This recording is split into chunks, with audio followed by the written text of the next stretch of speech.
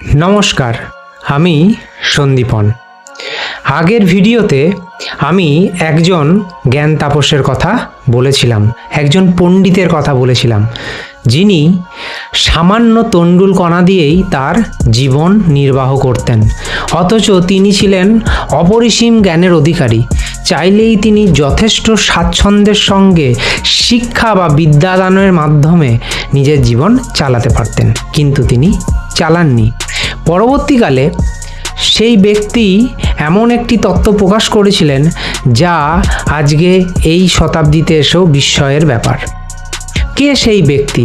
আমি আগের দিন বলেছিলাম পরের ভিডিওতে সেই ব্যক্তির নাম আমি প্রকাশ করব। তৎকালীন মানুষজন তার কোনো পরিচয় পাননি, তাই যেহেতু তিনি তণ্ডুল কণার মাধ্যমে নিজের জীবন নির্বাহ করতেন, সেই জন্য সকলে তার নাম দিয়েছিলেন কণাদ। কেউ কেউ তাকে কণাভুক বা কণাভক্ষ বলেও ডাকতেন। এই কণাদ পরবর্তীকালে এমন একটি তত্ত্বকথা প্রকাশ করেছিলেন যার জন্য আমাদেরকে অপেক্ষা করে থাকতে হয়েছিল এই বিংশ শতক পর্যন্ত। কি সেই তত্ত্ব? পরমাণুবাদের তত্ত্ব। কণাদ ছিলেন একজন দার্শনিক, দর্শন চর্চাতেই তার জীবন কেটেছে, কিন্তু তিনি সেই দর্শন চর্চার মধ্যেই নিয়ে এসেছিলেন বিজ্ঞানকে, আর সেইভাবেই তিনি প্রকাশ ঘটিয়েছিলেন পরমাণুবাদ। এই পরমাণুবাদ তত্ত্বের তাই জনক হিসাবে আমরা কণাদকে ধরতেই পারি। কি বলেছিলেন কণাদ?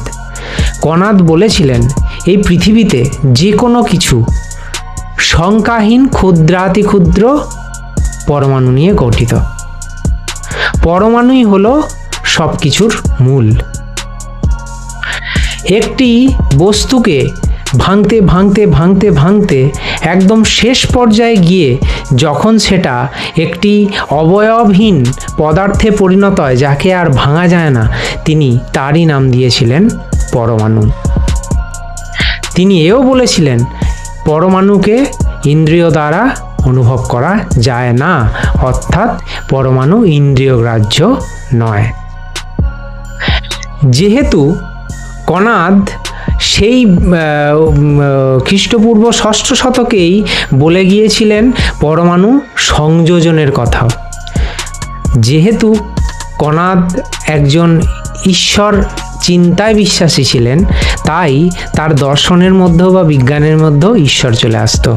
তখন তো কোনো যন্ত্রপাতি ছিল না, সেটাই আশ্চর্যের যে তখন কোনো যন্ত্রপাতি ছাড়াও কি করে কণাদ দুটি পরমাণুর সংযোজনের কথা বললেন।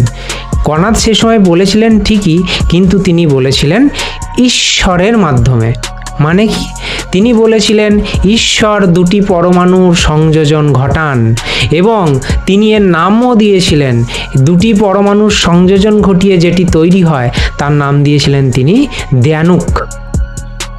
এইরকমই 3টি দ্যানুক নিয়ে গঠিত হয় ত্রস্রেণু, তিনি তারও নামকরণ করেছিলেন। পরবর্তীকালে তিনি এও বলেন, দ্যানুক ত্রস্রেণু কেউই ইন্দ্রিয়গ্রাহ্য নয়। তৎকালীন বহু ভারতীয় মনীষীর মতোই কণাদও আজ অন্ধকারে তলিয়ে গেছেন। কি তার বংশ পরিচয়? কোথা থেকে এলেন তিনি? কিভাবেই বা তার এই বিজ্ঞান চর্চা, তার এই দার্শনিক চিন্তাভাবনার বিকাশ ঘটল? নিশ্চয়ই তার কোনো বংশ পরিচয় আছে, থাকতে হবেই। সবই আমরা জানব, কিন্তু তার জন্য অপেক্ষা করতে হবে পরের ভিডিওর জন্য। ধন্যবাদ।